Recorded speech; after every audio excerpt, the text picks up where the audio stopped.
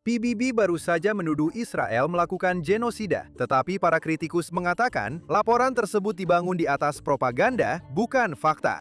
Israel menyebutnya sebagai fitnah darah di zaman modern. Dan para kritikus berpendapat bahwa laporan itu bergantung pada sumber-sumber yang terkait dengan Hamas sambil mengabaikan kejahatan organisasi teroris tersebut sendiri. Jadi, apakah ini keadilan atau politik yang menyamar sebagai hak asasi manusia? Mari kita uraikan. Selamat datang kembali di Judeacation di JNS TV. Dan sebuah komisi PBB menuduh Israel minggu ini melakukan kejahatan perang, kejahatan terhadap kemanusiaan, dan tindakan genosida. Dengan sengaja menargetkan apa yang disebut anak-anak Palestina di Gaza dan yang mereka sebut tepi barat, termasuk Yerusalem Timur. Laporan tersebut mengatakan bahwa penargetan anak-anak secara sengaja merupakan elemen utama dalam menetapkan apa yang mereka sebut sebagai niat genosida oleh otoritas dan pasukan keamanan Israel untuk menghancurkan kelompok teror Palestina secara keseluruhan atau sebagian di Gaza. Laporan itu juga mendokumentasikan apa yang disebut sebagai peningkatan tajam kekerasan pemukim terhadap anak-anak Palestina di tepi barat, termasuk penculikan dan penganiayaan, serta dugaan insiden kekerasan seksual oleh pasukan keamanan terhadap anak-anak dan remaja yang ditahan, yang oleh komisi digambarkan sebagai pola yang sistematis. Kementerian Luar Negeri Israel dengan tegas menolak laporan tersebut, menyebutnya sebagai demagogi fitnah darah modern dan mengatakan bahwa laporan itu gagal memenuhi standar yang diterima untuk investigasi internasional yang profesional dan independen. Israel mengatakan bahwa mereka hanya diberi beberapa hari untuk menanggapi draft laporan tersebut dan banyak argumen mereka tidak diperiksa dengan baik oleh komisi. Israel mengatakan bahwa komisi tersebut yang tidak diakuinya secara inheren bias terhadap negara Yahudi dan bahwa kesimpulannya didasarkan pada metodologi yang cacat, sumber yang tidak dapat dipercaya, dan kesaksian anonim. Israel juga mengatakan bahwa komisi tersebut mengabaikan penggunaan anak-anak dan warga sipil oleh Hamas sebagai tameng manusia, serta apa yang mereka sebut sebagai pelanggaran berat yang dilakukan oleh organisasi teroris tersebut selama perang. Organisasi pemantau UN Watch mengatakan kepada JNS bahwa laporan tersebut adalah dakwaan yang sudah ditentukan sebelumnya, yang dikemas seolah-olah sebagai sebuah investigasi. Mereka mengatakan bahwa komisi tersebut menampilkan diri sebagai badan pencari fakta yang independen. Namun, bahkan tinjauan sekilas terhadap laporan terbaru ini sudah menunjukkan keberpihakannya. Kelompok monitor mengatakan, sambil menuduh Israel membunuh lebih dari 20.000 anak di Gaza, dengan mengutip Kementerian Kesehatan Hamas sebagai sumbernya, laporan tersebut sama sekali mengabaikan fakta yang sudah didokumentasikan bahwa Hamas dan kelompok bersenjata teroris lainnya secara rutin merekrut dan menggunakan tentara anak, yaitu anak laki-laki Palestina di bawah usia 18 tahun, terkadang bahkan yang berusia 12 atau 13 tahun. Mari kita uraikan semua ini. Pertama-tama, jika Anda menggunakan Hamas sebagai sumber Anda, bagaimana mungkin orang bisa menganggap Anda serius? Hamas melakukan pembantaian terhadap orang Yahudi pada tanggal 7 Oktober, sesuatu yang belum pernah kita lihat sejak Holocaust. Lalu mereka menyangkal bahwa hal seperti itu pernah terjadi. Jadi, seperti halnya ada penyangkal Holocaust di luar sana, atau Nazi sendiri yang mencoba menyembunyikan kejahatan mereka, sekarang ada juga penyangkal peristiwa 7 Oktober. Dan menurut Anda, apakah Hamas akan memberikan fakta secara akurat atau mereka akan menggambarkan diri mereka sebagai korban? Tentu saja, yang terjadi adalah yang kedua. Ngomong-ngomong, Hamas merekam sendiri kekejaman mereka dengan GoPro dan entah bagaimana kemudian menyangkal bahwa apapun pernah terjadi. Dan kejahatan Hamas itu, itulah yang dijadikan sumber oleh PBB, kan?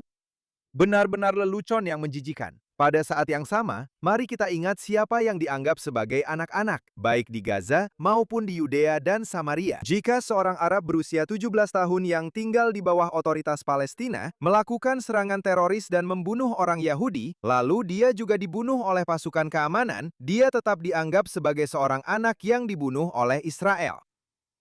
Teman saya Ari Fold, semoga Tuhan membalas darahnya, ditikam sampai mati pada tahun 2018 oleh seorang teroris Arab berusia 17 tahun.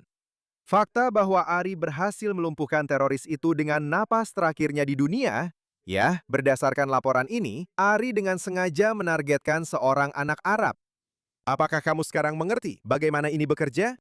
Apakah kamu berusia 13, 15, atau 17 tahun? Jika kamu mencoba membunuh orang Yahudi, kamu adalah seorang teroris, bukan sekedar anak-anak biasa atau laporan yang salah. Dan mari kita perjelas, Israel tidak menargetkan anak-anak kecuali, tentu saja, mereka berusia 17 tahun dan telah mengangkat senjata mencoba membunuh orang Yahudi. Tidak ada negara yang pergi berperang dan meminta kartu identitas untuk memastikan bahwa ada orang berusia 18 tahun di depan mereka sebelum bertindak membela diri. Dan seperti yang sudah kami katakan, Hamas dengan sengaja menggunakan anak-anak sebagai tentara dan dengan sengaja menggunakan anak-anak sebagai tameng manusia.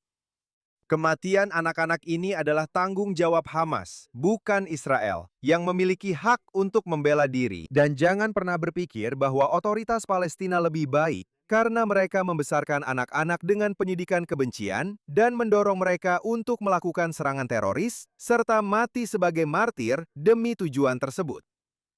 Dan terakhir, jangan mudah percaya dengan tuduhan kekerasan seksual oleh IDF. Itulah yang dilakukan Hamas, seperti yang kita ingat dan seperti yang kita lihat pada tanggal 7 Oktober. Sekarang ingat bagaimana Israel dituduh rasis karena tentara kami tidak memperkosa wanita Arab selama pertempuran. Mereka mengatakan kami rasis karena tidak memperkosa, dan kemudian secara salah menuduh tentara kami melakukan kejahatan seksual. Mereka mau dua-duanya sekaligus, dan dalam kedua kasus tersebut, mereka menyebarkan propaganda dan kebencian.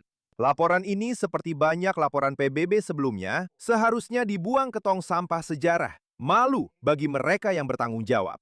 Selanjutnya, ada laporan yang mengganggu dari Ynet minggu ini. Pihak keamanan meyakini Iran sedang meningkatkan upaya untuk membangun kembali jaringan teror di Yudea dan Samaria, memanfaatkan gencatan senjata dengan Amerika Serikat dan perubahan dinamika regional setelah perang. Sebelum 7 Oktober, sebagian besar arahan eksternal aktivitas teror di Yudea dan Samaria berasal dari Gaza, dipimpin oleh Hamas dan Jihad Islam Palestina, dengan dukungan Iran, bersama dengan sel-sel kecil dan kelompok-kelompok sesekali yang berafiliasi dengan ISIS. Namun operasi militer Israel di Gaza dan Yudea dan Samaria, serta serangan terhadap Iran pada tahun 2025 dan 2026 telah membuat Teheran semakin sulit untuk mengirim uang dan menyelundupkan senjata ke wilayah tersebut. Namun menurut Ynet, pejabat Israel kini khawatir bahwa setelah gencatan senjata antara Amerika Serikat dan Iran, serta kemungkinan penutupan front Lebanon, Teheran telah mengidentifikasi Yudea dan Samaria sebagai panggung utama untuk mendorong serangan. Sebagian besar arahan tersebut, menurut pejabat, dilakukan dari Turki. Awal pekan ini, Badan Keamanan Shin Bet mengatakan bahwa mereka telah menggagalkan puluhan serangan selama setahun terakhir yang diarahkan oleh Hamas di Turki. Badan tersebut mengatakan para pelaku telah memanfaatkan keberadaan mereka di negara itu untuk menjalankan jaringan teror yang luas, termasuk merekrut penyerang, bertemu dengan pelaku di Yudea dan Samaria, serta mentransfer uang dan senjata. Pejabat keamanan mengatakan metode Iran bergantung pada 3 saluran utama, yaitu pembiayaan digital melalui mata uang kripto untuk menghindari sistem penegakan hukum tradisional. Penyelundupan senjata melalui darat di perbatasan timur Israel terkadang menggunakan kurir dan pelatihan jarak jauh bagi para penyerang, termasuk transfer pengetahuan teknis. Pejabat Israel mengatakan bahwa pendorong utama aktivitas teror di lapangan adalah mantan tahanan keamanan. Setelah kesepakatan pembebasan sandera baru-baru ini di Gaza, ratusan tahanan yang dibebaskan kembali ke Yudea dan Samaria, beberapa di antaranya setelah hampir 30 tahun di penjara. Shin Bet dan IDF memantau aktivitas mereka dengan ketat, melakukan kunjungan ke rumah, dan mengeluarkan peringatan rutin untuk mencegah terbentuknya sel teror baru, terutama di Shechem, Tulkarm, Hebron, dan Ramallah. Jadi, menurut laporan ini, Iran berusaha membuka front baru dalam perang ini di Yudea dan Samaria. Dan seperti yang saya katakan, ini juga melibatkan unsur-unsur dari Turki. Dan menurut Anda, siapa yang sebenarnya akan mencoba melakukan serangan di lapangan? Seperti yang disebutkan dalam artikel, teroris yang dibebaskan sebagai bagian dari pertukaran sandera, kami selalu tahu bahwa pada akhirnya akan seperti ini. Israel harus mengambil keputusan. Apakah kita membebaskan teroris kembali ke jalanan sebagai imbalan atas pembebasan sandera kita, sambil mengetahui bahwa kemungkinan besar mereka akan kembali melakukan terorisme? Tentu saja, semua orang ingin para sandera pulang ke rumah. Tapi pertanyaan mendasarnya selalu, dengan harga berapa? Sekarang, saya tidak bermaksud terdengar tidak peka di sini. Sebuah keputusan telah dibuat, dan tentu saja kami senang semua sandera sudah pulang ke rumah. Tapi sekarang saatnya untuk menyadari bahwa membebaskan teroris ada konsekuensinya. Saya berharap dan saya berdoa agar para pria dan wanita pemberani dari IDF sekarang sedang dalam proses menangkap kembali atau bersiap untuk menumpas semua orang jahat itu yang masih berkeliaran bebas. Kita sedang membicarakan tentang teroris yang hanya berjarak 5 menit dari kota-kota kita di pusat negara ini. Saya berbicara tentang Krasava dan Rosh Ha'ain, serta banyak kota lainnya. Jadi seperti yang dikatakan dalam artikel tersebut, ini bisa menjadi tantangan keamanan paling signifikan bagi kita ke depannya. Mari kita berharap dan berdoa untuk yang terbaik, serta bersiap untuk kemungkinan terburuk. Selanjutnya, menurut otoritas Palestina, pemerintah Israel, termasuk Perdana Menteri Netanyahu, sudah tahu bahwa serangan 7 Oktober akan segera terjadi dan menggunakan pembantaian itu sebagai alasan untuk menghancurkan Gaza. Saya tidak bercanda. Otoritas Palestina juga mengklaim bahwa Israel sendiri, yang merencanakan pembantaian 7 Oktober itu. Awal bulan ini, surat kabar resmi otoritas Palestina menerbitkan sebuah kolom dari anggota Dewan Revolusioner Fatah yang mengatakan bahwa tentara pemerintah Israel telah melakukan kejahatan penghancuran selama 2 tahun 7 bulan. Alasan untuk ini adalah serangan 7 Oktober 2023 yang sangat istimewa dan rahasia, yang hanya diketahui oleh Netanyahu dan segelintir komandan senior yang dapat dipercaya dengan satu tangan, serta apa yang disebut Direktorat Intelijen Militer Israel, aman. Alasan untuk ini, menurut kolumnis ini, adalah 7 Oktober 2023 yang paling istimewa dan rahasia. Serangan yang hanya diketahui oleh Netanyahu dan segelintir komandan senior yang bisa dihitung dengan satu tangan, serta apa yang disebut Direktorat Intelijen Militer Israel, yang dikenal sebagai aman. Sekarang, itu berasal dari surat kabar resmi otoritas Palestina, Al-Hayat Al-Jadidah, pada 11 Juni 2026. Ingat, semua ini berasal dari Palestinian Media Watch. Seperti yang saya katakan beberapa menit yang lalu, kita harus mengikuti strategi di sini. Baik itu otoritas Palestina atau Hamas, orang-orang Yahudi dibantai, peristiwanya dikecilkan, dan Israel entah sudah tahu atau bahkan merencanakan serangan itu agar kita bisa begitu saja menghancurkan seluruh Gaza. Begitulah cara propaganda mereka beroperasi. Dan tentu saja, para pembenci Israel langsung menyebarkan sampah seperti ini. Mari kita luruskan di sini. Israel tidak membantai 1.200 warganya sendiri. Israel tidak tahu bahwa 7 Oktober akan terjadi. Tentu saja, ini adalah kegagalan operasional yang luar biasa. Tetapi, tidak ada yang namanya rencana untuk menghancurkan Gaza dengan membiarkan 1.200 orang Israel dibunuh. Ini hanyalah fitnah darah lain dari apa yang disebut mitra perdamaian kita, yang tidak punya masalah dengan apa yang terjadi pada 7 Oktober. Dan ingat, hingga 80% orang Arab otoritas Palestina mengatakan mereka mendukung apa yang terjadi pada hari yang mengerikan itu.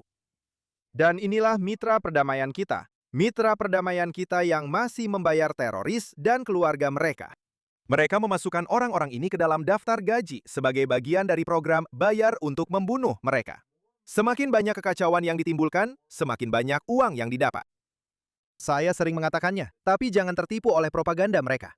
Ini hanyalah contoh lain mengapa saya sangat kesal ketika media berita, terutama yang dari Israel, mengutip sumber PA seolah-olah itu fakta. Selanjutnya, IDF melaporkan minggu ini bahwa mereka telah menyita lebih dari 240 senjata api sejak awal tahun 2026 di seluruh Yudea dan Samaria. Militer mengatakan ini adalah bukti baru bahwa kelompok teroris menyusup ke wilayah-wilayah sipil di daerah tersebut. Dalam beberapa bulan terakhir, pasukan telah menemukan banyak senjata yang disembunyikan di wilayah sipil. Ini termasuk senjata api, alat yang digunakan untuk membuat senjata lain, amunisi, dan perlengkapan teroris tambahan.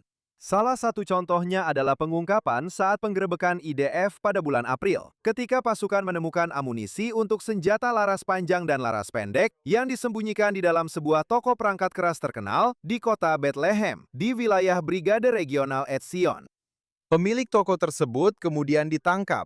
Contoh lainnya terungkap dalam beberapa bulan terakhir di kota Shkem, di dalam Brigade Regional Samaria, ketika pasukan IDF menemukan alat-alat yang digunakan untuk membuat senjata di tengah sebuah gedung sipil. Pemilik lokasi tersebut juga ditangkap. IDF mengatakan temuan-temuan ini memberikan bukti lebih lanjut tentang upaya organisasi teroris untuk membangun diri mereka di dalam area sipil dan memanfaatkan infrastruktur sipil untuk tujuan jahat. Saya mengucapkan terima kasih kepada IDF karena telah menggagalkan potensi serangan dengan menyita semua barang selundupan ini. Kita lihat di sini, sama seperti Hamas dan Hizbullah, para teroris yang beroperasi di bawah PA menyimpan senjata mereka di area sipil.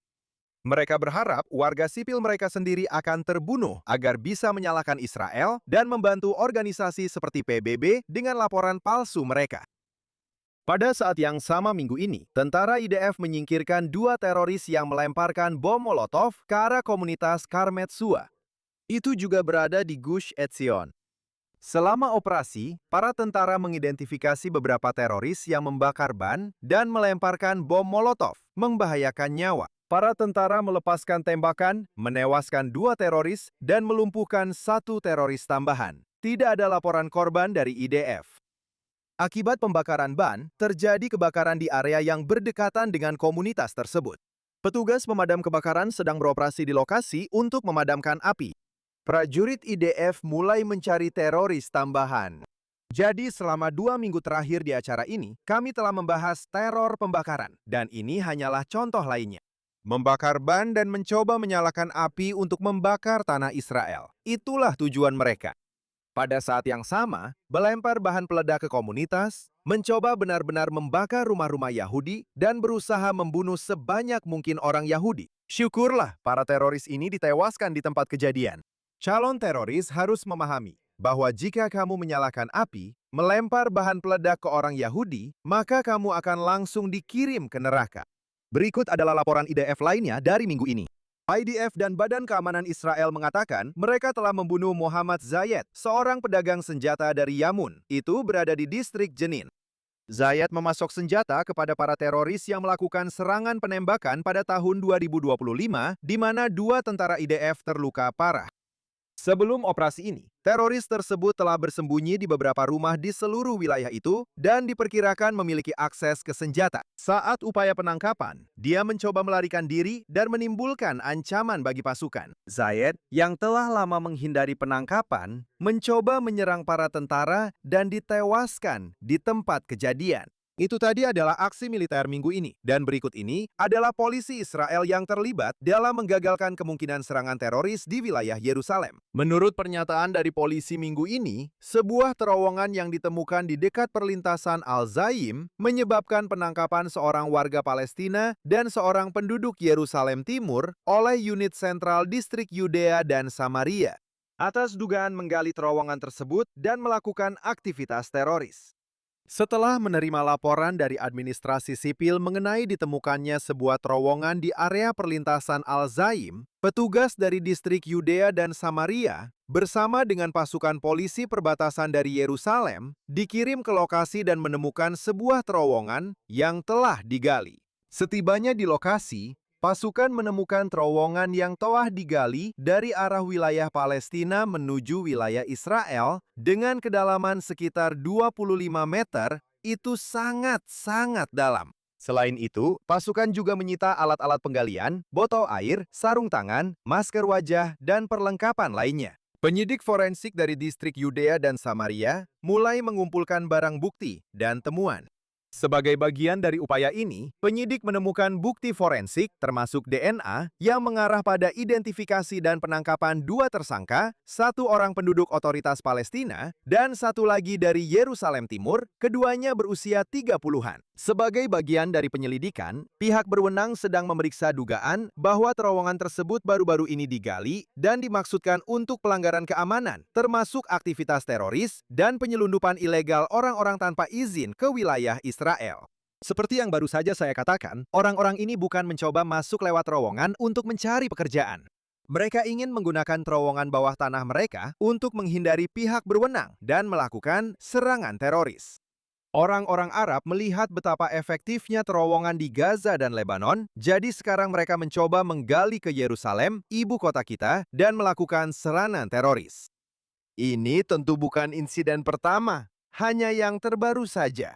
Ini adalah tren yang mengkhawatirkan. Terowongan bawah tanah dari wilayah yang dikendalikan otoritas Palestina ke wilayah Israel dalam batas sebelum 1967. Kita benar-benar harus memperhatikan masalah ini. Syukur kepada Tuhan, polisi Israel berhasil menggagalkan ini sebelum ada yang terluka. Dan itu saja untuk Judeacation minggu ini. Terima kasih kepada produser Barbara Kamenov, teknisi Aaron Wegelenter, Zach Sicker, dan Ryan Lifshitz, manajer stasiun Yuris Feretsky, serta semua orang di sini di JNS TV. Pastikan Anda melihat semua konten luar biasa yang disediakan oleh JNS TV dan kunjungi jnss.org untuk mendapatkan berita terbaru dari Israel, Timur Tengah, dan seluruh dunia Yahudi. Sampai jumpa minggu depan di sini di Judeacation, hanya di JNS TV.